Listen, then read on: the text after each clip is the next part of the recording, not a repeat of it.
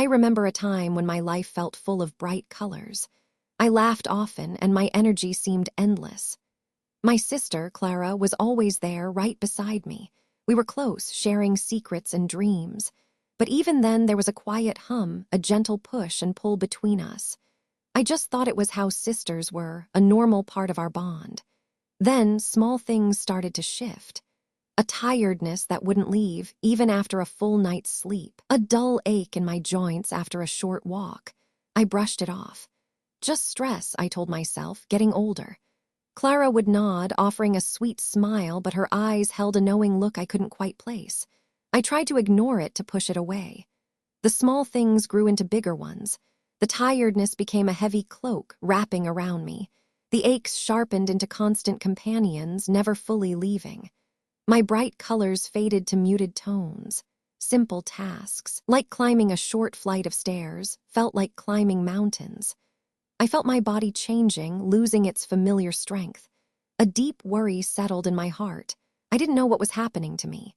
"Are you sure you're getting enough rest, Alara?" Clara would ask, her voice soft, full of concern. But then she'd often add, "You always did push yourself too hard."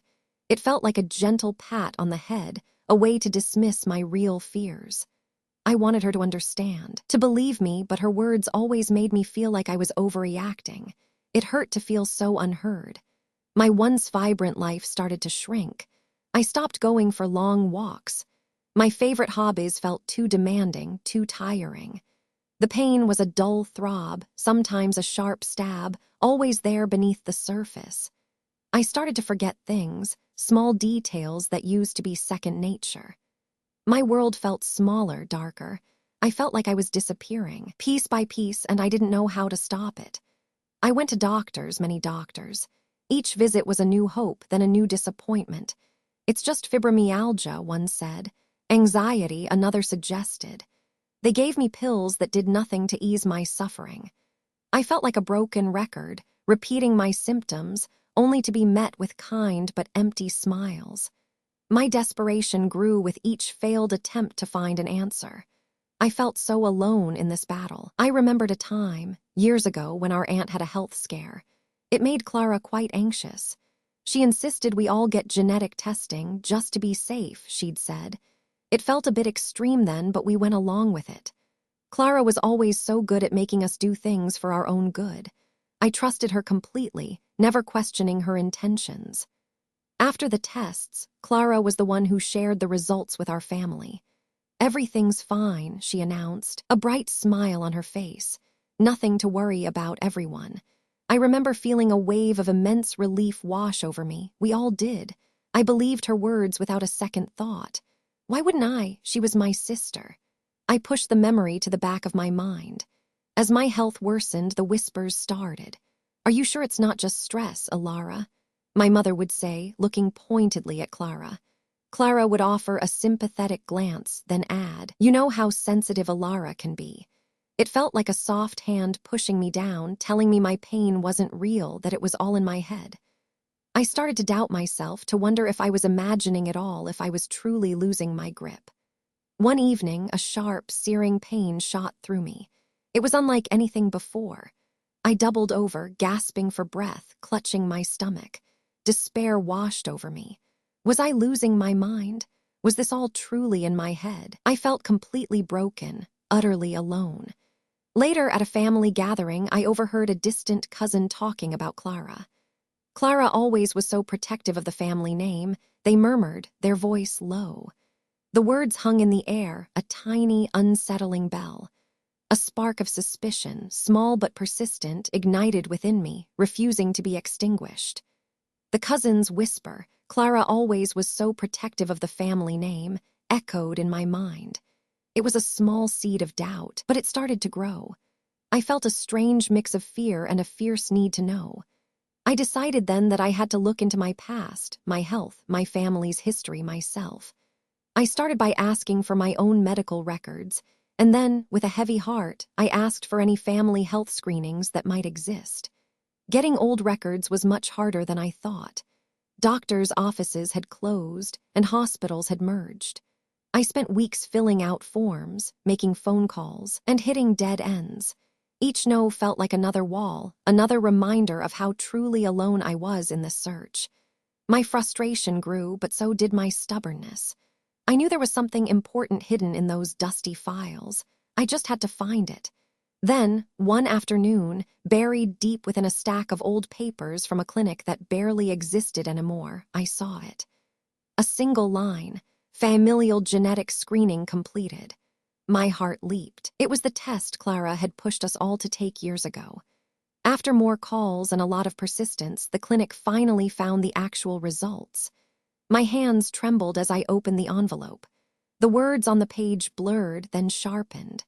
My name, followed by a diagnosis, a severe hereditary illness. And the date. The date was years before my first symptoms, years before my life began to unravel. The air left my lungs. It was all there in black and white. All the pain, all the confusion, all the lost years had a name.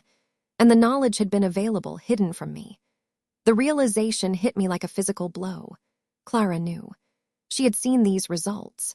She had stood there, smiling, telling us all everything was fine, while holding my future, my health, my very life in her hands. Every dismissive comment, every sympathetic glance, every time she told me I was sensitive or pushing myself too hard, it was all a lie. She watched me suffer, knowing exactly why. The betrayal was a cold, sharp knife twisting in my gut. The shock slowly turned into a quiet, burning resolve. I knew I couldn't face her without being fully prepared. I gathered every medical record, every date, every piece of evidence. Then I found a lawyer. Explaining everything felt surreal, like I was telling a story about someone else. But the lawyer listened, nodding, and confirmed what I already knew. This was a profound betrayal. We began to plan how I would confront Clara and what steps I would take next. The confrontation with Clara was devastating. I laid out the evidence, calmly, piece by piece. At first, she denied everything, her voice shrill. But as I showed her the dated results, her perfect facade crumbled. Tears streamed down her face as she admitted it, blaming jealousy, her fear that my success would overshadow hers, her desperate need to maintain our family's perfect image. Her words were hollow, but the raw truth of her malice was undeniable. My heart ached, not for her, but for the sister I thought I had. The immediate aftermath was a blur of legal papers and doctor appointments. My lawyer filed a lawsuit against Clara, not just for the betrayal, but for the years of medical neglect her actions caused. With a clear diagnosis, I finally began proper treatment. It was a long, hard road, filled with physical therapy and new medications. But for the first time in years, I had hope. I was taking my life back, piece by painful piece.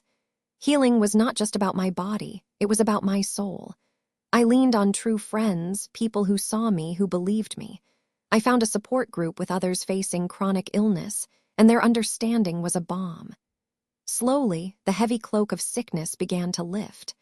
I started to rediscover the vibrant person I once was, finding joy in small things again. The damage was done, yes, but I was not broken. I was rebuilding, stronger than before. I often think about the profound betrayal, the years stolen from me. The pain of it will always be a part of my story. But I also reflect on my journey to justice, the strength I found within myself, and the new purpose that emerged from the ashes of my suffering. I now share my story, raising awareness about genetic testing and family secrets. This isn't just my story of reclaiming what was lost. It's a testament to resilience, a promise that even in the face of unimaginable malice, life can be rebuilt. This, I know, is just the beginning of everything.